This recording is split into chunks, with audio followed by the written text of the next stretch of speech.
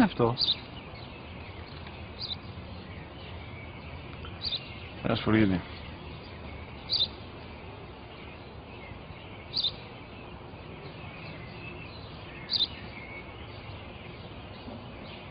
Τι είναι αυτό? Μόλις τώρα στο πατέρα, σφουργίτη είναι.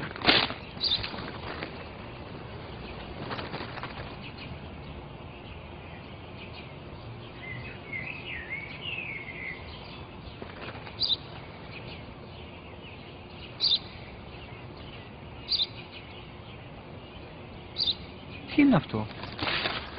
Ένα σπουργίτη είναι, πατέρα. Ένα σπουργίτη. Σπου-γι-τι.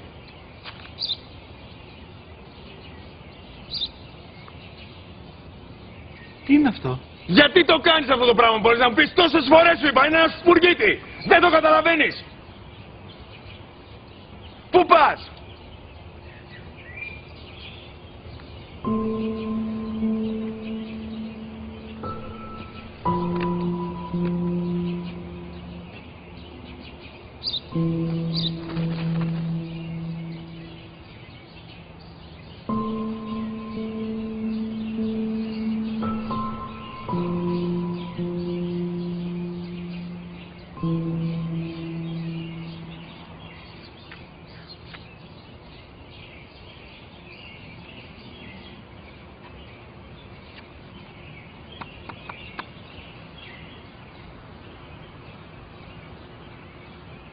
Δυνατά.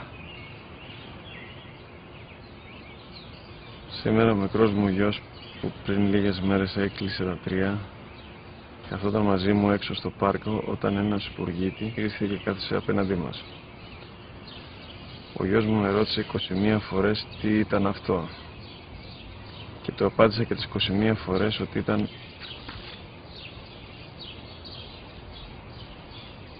ένα σπουργίτη.